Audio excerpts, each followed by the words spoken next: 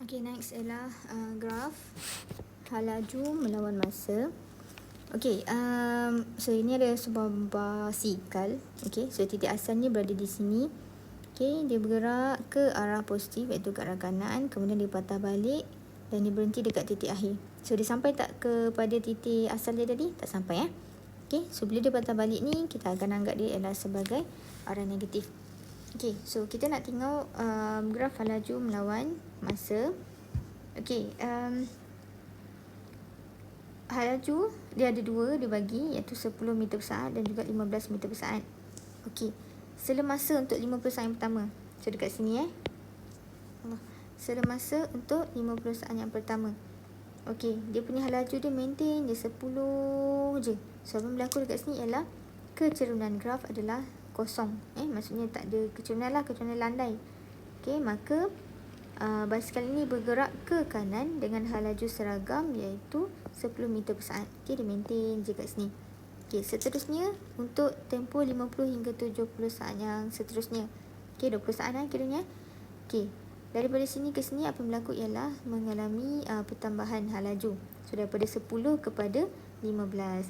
Jadi kita nak dapatkan kecerunan graf. Bila dapat bentuk yang naik ke turun ke, automatik kita akan cari kecerunan graf nilai M. So yang akhir tolakkan dengan awal. So 15 tolakkan dengan 10. Masa yang diambil ialah 50 dengan 70. So 70 tolak 50. Okey, kalau kita kira gunakan kalkulator, kita akan dapat 0.25 meter per saat. Maksudnya sini berlaku pecutan lah. Ini adalah unit bagi pecutan. Okey, so pecutan seragam sebanyak 0.25 meter per saat. Kos 2. Okey, kemudian kita lihat pula antara 70 hingga 100, apa yang berlaku kat sini adalah dia mengalami penurunan hal laju. So daripada 15 kepada 0. Okey, tengok dekat sini. Yang dia start dekat 15, dia berakhir dekat 0. Maksudnya akhir tolak awal. 0 tolak 15. Okey, nak dapatkan dia punya kecerunan, 0 tolak 15 bahagikan dengan masa yang diambil 100 tolak 70. Kita akan dapat negatif 0.5. Okey, pecutan negatif 0.5 ni maksudnya apa? Dia maksudnya hal laju dia semakin berkurang. So mengalami pecutan negatif 0.5 meter per saat. Kuasa 2 bertentangan dengan arah pergerakan basikal. Okey, tadi dia pergi ke kanan, sekarang dia pergi ke kiri lah. Bertentangan dengan arah pergerakan basikal. Okey, kemudian selemasa antara 100 hingga 120 saat ni. Okey, dekat sini kita tahu kecerunan kosong, maksudnya dia punya pergerakan dia macam mana. Okey, bila kecerunan kosong maksudnya hal laju kosong, tak berlaku sebarang hal laju. Okey, dia bukannya hal laju yang maintain 10 ke 15 ke, tak, dia kosong, maksudnya dia tak bergerak. So basikal tersebut bergun selama berapa saat? 100 hingga 120 maksudnya 20 saat. Okey, seterusnya pergerakan daripada sini ke sini untuk 120 hingga 150. So 30 saat yang terakhir. Okey, kita akan ambil hal laju akhir. Okey, hal laju akhir dia dekat sini. Okey, negatif 9 tolakkan dengan hal laju awal dia 0. Okey, kemudian bahagikan dengan 30 saat, kita akan dapat negatif 0.3 meter per saat. Kuasa 2. So pecutan dia adalah negatif. Hal laju basikal semakin bertambah. Okey, ya ke? Right. Kenapa berlaku pecutan negatif? Okay, pecutan tersebut dia negatif sebab dia berada di bawah graf. Okey, kalau tengok kat sini, dia patah balik. Okey, so kalau cikgu terbalikkan sebenarnya graf ni, sebenarnya dia akan jadi macam ni kan. Okey, maksudnya hal laju dia bertambah kat sini. Okey, so basikal memacut secara seragam negatif 0.3 kerana arah pergerakannya ke sebelah kiri. So dia patah balik lah. Okey, right. Seterusnya kita nak cari luas. Luas L1, ini L2, L3 dan L4. Okey, kalau korang perasan, luas ni, luas di bawah graf untuk graf hal laju lawan masa. Okey, maksudnya dia adalah sama dengan jarak. Okey, L1 ni berbentuk segi empat. Okey, kita ada segi empat. L2 dia bentuk trapezium. L3 segitiga dan L4 segitiga. So kita akan cari luas untuk setiap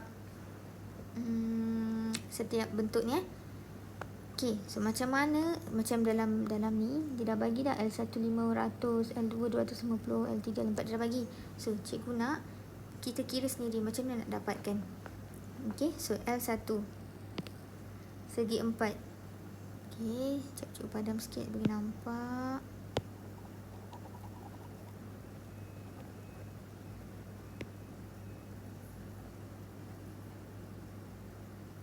Okey. Warna biru lah. Okey, L1 kita ada 10 dengan 50.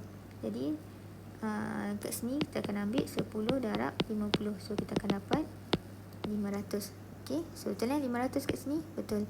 Okey, L2 bentuk trapezium. Okey, kalau trapezium kita akan ambil, cikgu makan sikit, 1/2 darabkan dengan dua sisi yang selari. So tengok dekat sini, ni 10, yang ini 15. So 10 tambah 15 kita darabkan dengan dia punya tapak.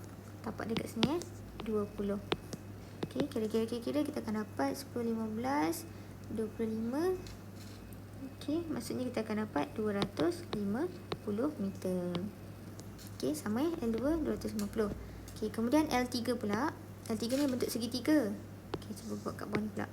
So segitiga adalah 1/2 darabkan dengan tapak dia. So tapak dia ni 30 dan tinggi dia kat sini, tinggi dia adalah 15.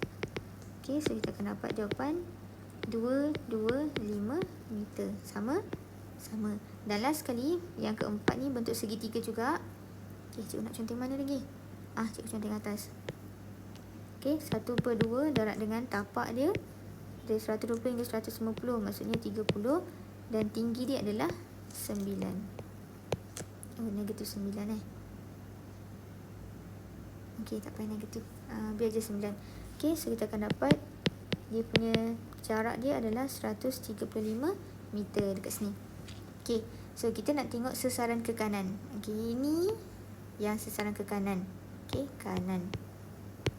Maksudnya tambahkan 50 tambah dengan 50 tambah 225, kita akan dapat 975. Okey, sesaran ke kiri pula yang bawah ni. Okey, 135. So dia bila minta jumlah sesaran, kita akan tambahkan kanan dengan kiri. Okey, yang kiri ni pula kita tak boleh simply tambah 135. Kita kena ingat dia bertentangan arah, dan that's why kita kena tambah negatif. Okey, so jumlah semua sekali adalah 840. Okey, sebab itulah kita kata sesaran ni adalah dekat mana dia start dan dekat mana dia stop. So dekat sini sampai sini je dia punya sesaran yang kita nak cari. Okey, jelas Alright, senang je ni. Okey. Last sekali cikgu nak korang cari laju purata dan laju purata. Okey, yang ni cuba jawab macam yang contoh sebelum ni. Okey, cuba